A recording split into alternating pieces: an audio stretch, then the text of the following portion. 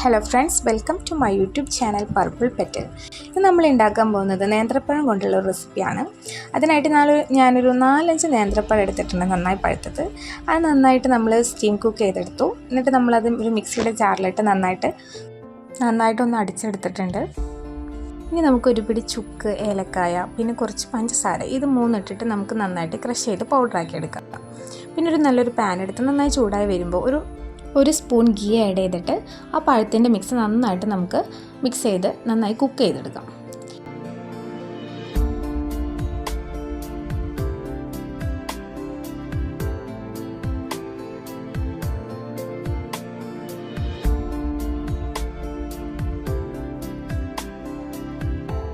ഇനി നമുക്ക് ഇതിലോട്ട് നമ്മുടെ നേരത്തെ ഉണ്ടാക്കി വെച്ചിട്ടുള്ള ചുക്ക്, ഏലക്കായ പൗഡർ നമ്മൾ ആഡ് ചെയ്യുകയാണ്. എന്നിട്ട് നന്നായിട്ട് വീണ്ടും മിക്സ് ചെയ്ത് കൊടുക്കുക.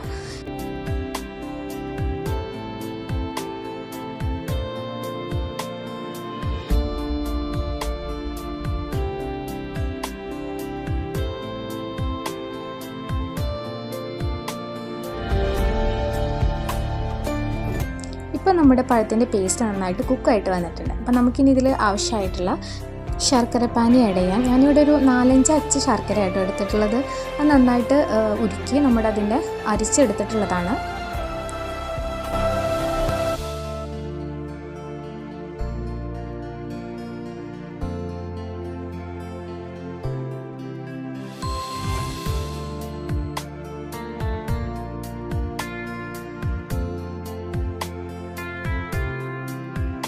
ഇനി ഇതിലോട്ട് നമ്മൾ 1 കപ്പ് അരിപ്പൊടിയാണ് ആഡ് ചെയ്യുന്നത്. നന്നായി അരിച്ചെടുത്തിട്ട് നമ്മൾ കട്ടയില്ലാതെ ഇളക്കി കൊടുക്കണം. ശർക്കരപ്പാനി പിന്നെ ഓരോരുത്തരുടെ മധുരത്തിനനുസരിച്ച് നമുക്ക് ചേർക്കാം കേട്ടോ.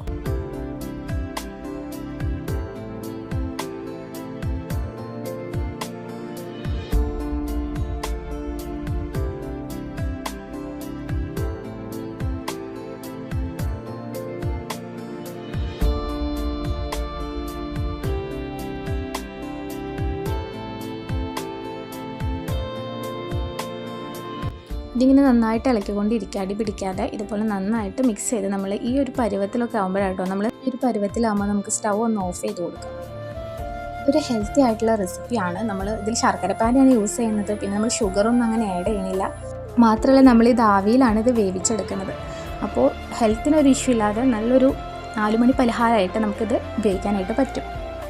ഇതിനായിട്ട് നമ്മളിതിൽ കാണുന്ന പോലെ നല്ല വാഴയിലെടുത്തിട്ട് നമ്മളത് കുമ്പിളപ്പത്തിനൊക്കെ ഉണ്ടാക്കില്ല, അതുപോലെ ചുരുട്ടി ഈർക്കിൾ കൊണ്ട് നമ്മളൊന്ന് ക്ലിപ്പ് ചെയ്ത് വെച്ചിട്ടുണ്ട്. എന്നിട്ട് അതിലോട്ടാണ് നമ്മുടെ മാവിൻ്റെ മിക്സ് നമ്മൾ ഫില്ല് ചെയ്തിട്ട് ആവിയിൽ നമ്മളൊരു 5-10 മിനിറ്റ് ആവിയിൽ കുക്ക് ചെയ്തെടുത്തിട്ടുള്ളതാണ്.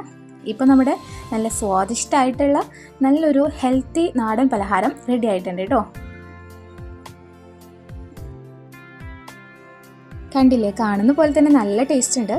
അപ്പോൾ നമുക്ക് ഇനി ഒരു പുതിയ വിഭവമായിട്ട് അടുത്ത എപ്പിസോഡിൽ കാണാം.